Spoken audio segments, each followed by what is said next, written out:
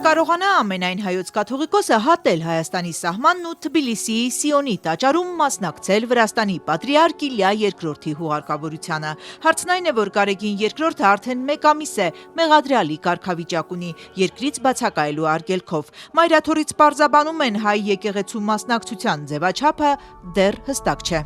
Համայն Վրաստանի կաթողիկոս պատրիարք երջանկայիշատակ Իլյա B-ի հուղարկավորության կազմակերպչական մանրամասների վերաբերյալ պաշտոնական ծանուցում Սուրբ Էջմիածնում առայժմ չի ստացվել։ Երբ այն լինի, արարողություններին հայ եկեղեցու մասնակցության ձևաչափը կորոշվի, պայմանավորված Վրաց ուղղափառ եկեղեցու սահմանած արարողակարգով։ Պատրիարքարանն արդեն հրավերներ է ուղարկել, այսօր լրատվամիջոցներին հայտնել է Ախալքալաքի Կումուրդոյի միտրոպոլիտ Նիկոլոս Փաչուաշվիլին։ Նա ասել է նաև, որ ամենայն հայոց կաթողիկոսն ուզում է գալ մտերիմ պատմական հարաբերություններ ունեին Վրաց պատրիարքի հետ։ Մենք հատուկ հրավեր ենք ուղարկել եւ եթե նրան թույլ տան կգա, ասել է վրացի բարձրաստիճան հոգևորականը։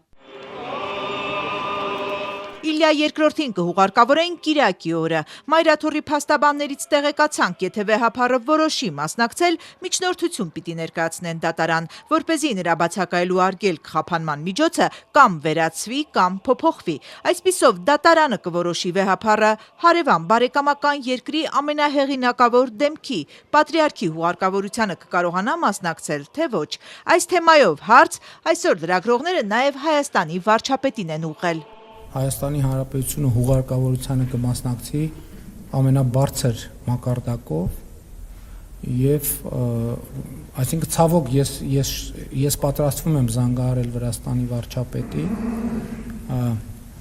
ցավակցել անձամբ եւ մենք ձևաչափը քննարկում ենք, թե ինչ մասնակցություն ունենանք։ Ցավոք բառից ենթադրում ենք, որ Փաշինյանը չի մեկնելու Վրաստան։ Նա արդեն զրուցել է վարչապետ Իրակլի Կոբախիձեի հետ, փոխանցել ցավակցությունը։ Իսկ վեհափառը Փաշինյանը հարցը փակում է ավանդական դարձած եղանակով։ Ես կտրիչ Ներսիսյանին չեմ ճանաչում որպես կաթողիկոս։ Գարեգին II-ը երեկ է վրաց սգակիր բարեկամ ժողովրդին ցավակցագիր ուղարկել։ Նորին սրբություն Իլյա B կաթողիկոս պատրիարքի բազմամյա հովվապետական ծառայության ընթացքը վկայություն եղավ հավատքի ամրության ու հոգևոր նվիրյալ առաջնորդության։ Նրա հովվապետությունը նշանավորվեց Վրաստանում հոգևոր կյանքի վերազարթոնքով, եկեղեցական կյանքի զորացմամբ եւ աշխուժացմամբ։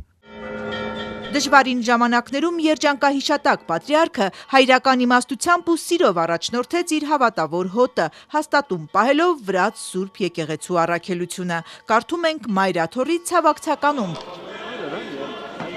Վրաց պատրիարքը վախճանվեց 93 տարեկանում, նա կեսդար պատրիարքական գահին էր, հաղթահարել է այդ երկրի պատմական մի շարք փուլեր ու պահպանել հեղինակությունը։ Ժամանակ առ ժամանակ նրան մեղքեր էին վերագրվում, ռուսական ագենտ լինելուց մինչև սեռական կողմնորոշման վերաբերյալ հարցադրումներ։ Վրաց եկեղեցին նույնպես բարեփոխիչների ակտիվ փուլով է անցել։ Այս ամենից սակայն Վրաց պատրիարքի ազդեցությունը, հեղինակությունը չի սասանվել։ Այսօր նրան հրաժեշտ են տալիս ցավով։ Ուզում եմ շնորհակալություն հայտնել մեր պատրիարքին ամեն ինչի համար, նրա տոկունության, անքուն գիշերների, սիրո եւ անձնազոհության համար։ Նա մեզ համար օրինակ էր։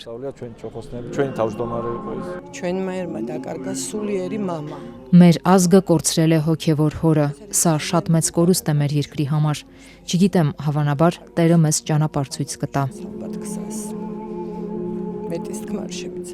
Բազմամարդ է հրաժեշտի արարողությունը, իսկ հուղարկավորության օրվան ընթരാճ Վրաստանի իշխանությունները Թբիլիսիի քաղաքային տրանսպորտն անվճար են դարձնում, շրջաններից եկողներին նույնպես անվճար տրանսպորտ։ Իլյա II-ն ինքն ավելի քան 50,000 սանիկ ունի, 2008-ին խոստացավ մկրտել ընտանիքների ամեն երրորդ երեխային ու սկսեցին ավելի շատ երեխաներ ծնվել Վրաստանում։